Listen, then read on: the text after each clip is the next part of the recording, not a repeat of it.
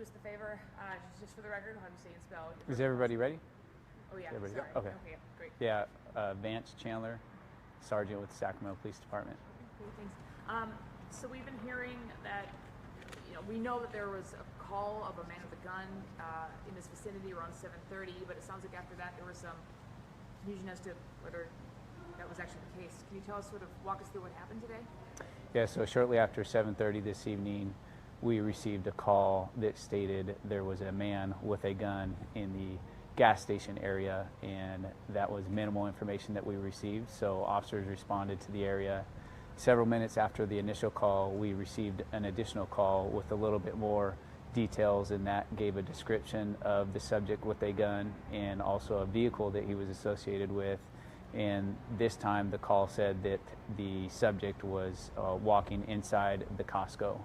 So as a precaution, we had more units respond to the scene, and the supervisor on scene made the decision to evacuate the Costco for everyone's safety. So all of the people who were inside the Costco were evacuated.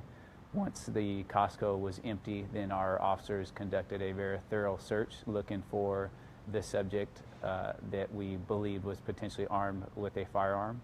And they cleared the Costco. They did not find anyone matching that description. And then since then, our officers have reviewed video surveillance both at the gas station and inside the store, and they have not observed anyone matching that description or the vehicle during the time of both calls.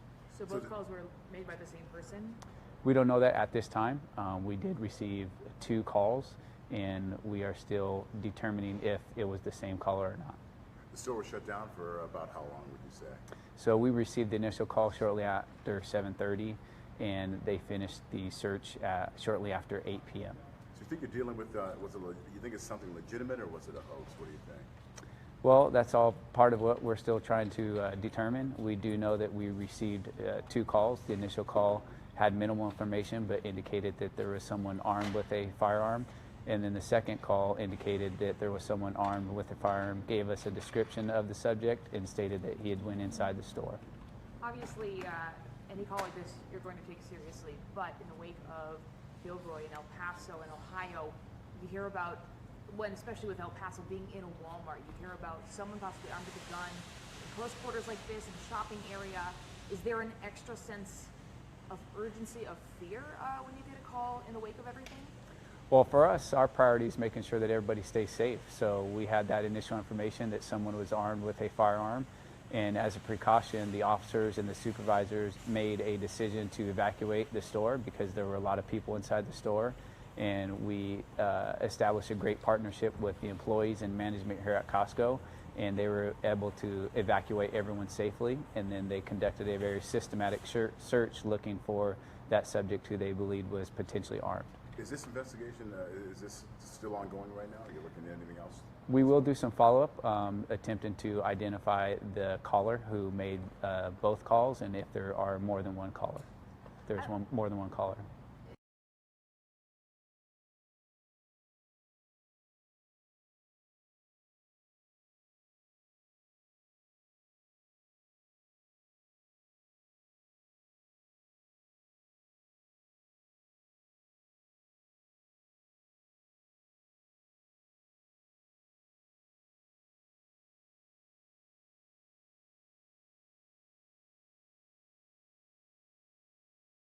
Was it fairly vague? Was it enough that you could confidently go through the security video and say, yeah, gosh, it was specific and nobody fits that?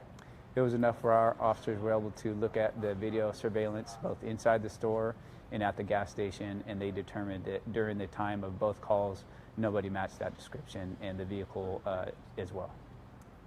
And I'm sure there's plenty of cameras on the outside and the inside, and you were confident in this geography you were able to surveil, right? At this point, we have determined that we've reviewed the surveillance cameras inside the store and by the gas station, and we've determined that nobody matched that description of the subject or the vehicle. I know it's still an investigation, but are there any further takeaways at this point? I mean, people shopping are already, I think, nervous in the wake of everything that's happened lately. everyone, of course, has to exercise their own, judiciousness when going out in the public, but should people be nervous? I mean, what words would you give to shoppers? Well, our officers responded very quickly, and they made it a priority to make sure that they took every step to make sure everybody was safe. So the information they had that someone was potentially armed and entering a store that potentially had a lot of people, they made a safe decision, evacuating everyone, and they worked collaboratively with the staff here.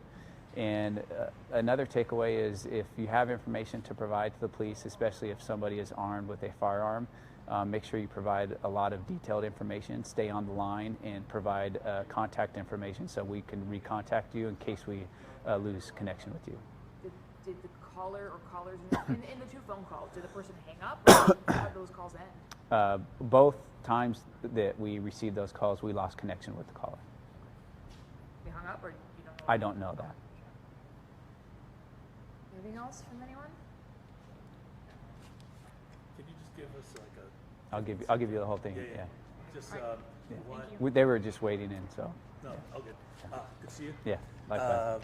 Basically, just I kind of overheard that you guys didn't find anything. Okay. Just, Do you mind if I I grab just- Oh, sure. Sorry. here.